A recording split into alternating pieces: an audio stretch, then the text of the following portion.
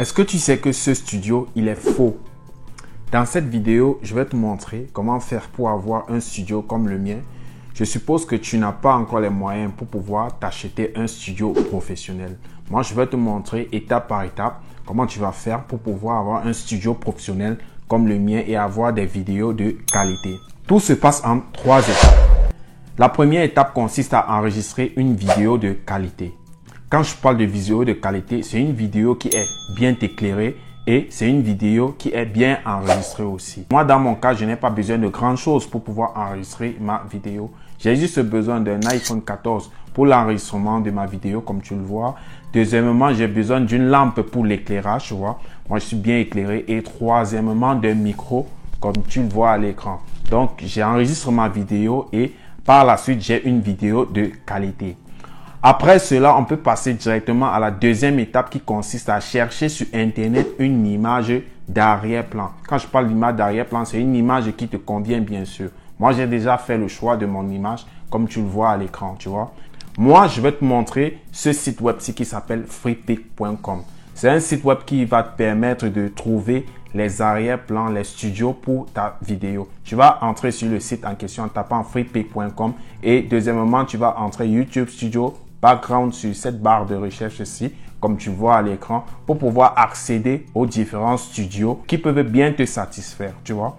On va juste scroller jusqu'en bas pour pouvoir regarder tous les studios possibles sur le site web en question. On va par exemple choisir ce studio-ci. On va choisir par exemple celui-ci. Il est bien joli, tu vois. Ce studio-ci, tu peux bien l'utiliser pour ta vidéo YouTube. La deuxième chose que tu peux encore faire pour avoir d'autres images, d'autres studios de qualité, c'est de venir sur le navigateur et de taper YouTube Studio Background. Lorsque tu tapes YouTube Studio Background, tu auras accès à plusieurs studios possibles. Comme tu le vois dans mon écran, je vais cliquer là pour avoir accès à plusieurs autres studios. Moi, celui qui m'intéresse, c'est celui-ci. Donc, je vais faire un clic droit dessus pour l'enregistrer dans ma machine. Maintenant, une fois la deuxième étape terminée, on va passer à la troisième étape. La troisième étape consiste à aller sur le logiciel qu'on appelle CapCut pour pouvoir éditer notre vidéo et faire un petit montage. On va directement passer sur CapCut pour que je te montre comment ça se passe. Premièrement, on va importer nos deux fichiers qui sont notre vidéo et notre image d'arrière-plan sur le logiciel. On va venir sur le logiciel et cliquer là sur importer. Tout est OK.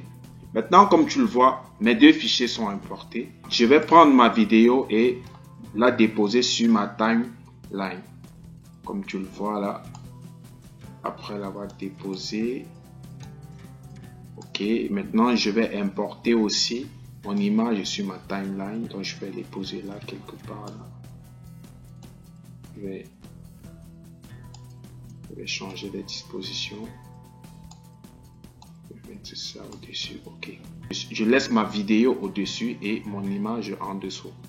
Et par la suite, j'essaye de tirer mon image pour qu'ils sont les deux la même taille. OK, c'est bon.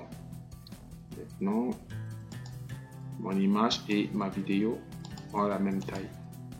Ce que je vais faire par la suite, c'est enlever cet arrière-plan-ci que tu vois sur ma vidéo. Je viens cliquer sur ma vidéo, je souhaite enlever cet arrière-plan. Je viens sur découpage, tu viens là sur découpage, il y a basique, il y a découpage, il y a masque. Tu viens sur découpage, lorsque tu cliques dessus, tu descends et tu cliques sur découpage automatique. Donc, CapCut va faire le travail. CapCut va enlever l'arrière-plan automatiquement. Donc, je vais cliquer là dessus. Après avoir cliqué dessus, tu vas voir là à côté traitement en cours. Tu vois. Maintenant, ça va dépendre de la capacité de ta vidéo. Si c'est une vidéo qui pèse, tu vois, ça va prendre un peu plus de temps. Moi, ça va pas prendre plus de temps parce que j'ai pris une vidéo qui est très légère. Donc, on va patienter quelques minutes pour que le découpage se fasse. Notre découpage a été réalisé avec succès. Tu peux désormais voir que j'ai mon image en arrière-plan. L'image que j'avais au départ n'est plus là. C'est maintenant mon image importée qui est en arrière-plan. Ce que je peux faire à nouveau, c'est essayer de réajuster pour que ma vidéo soit plus correcte possible.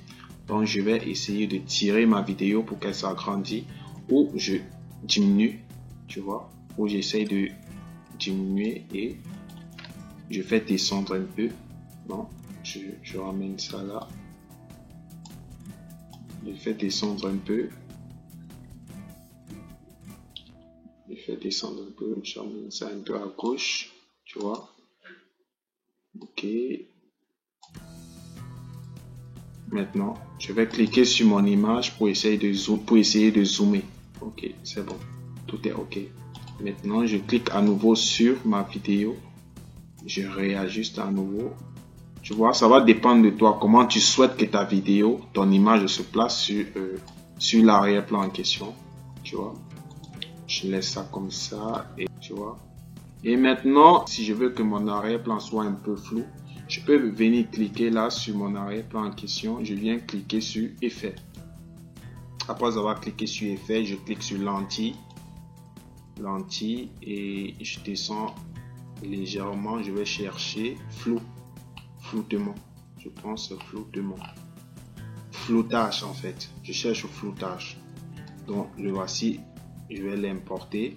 Je vais déposer comme tu le vois à l'écran. Je vais le déposer sur mon image d'arrière-plan. Tu vois que mon image d'arrière-plan n'est pas très correct. Je vais réajuster ça en tirant en arrière pour que ça soit légèrement visible. Mais pas très visible, tu vois. Ok. Je vais ramener à nouveau. Ok. Maintenant, tout est ok. Tu vois que tout est enfin correct avec ma vidéo. Maintenant, ce qu'on va faire, on va l'exporter. Tu vois, on va essayer de l'exporter et par la suite essayer d'écouter pour voir ce que ça va donner. On va d'abord l'écouter. On écoute.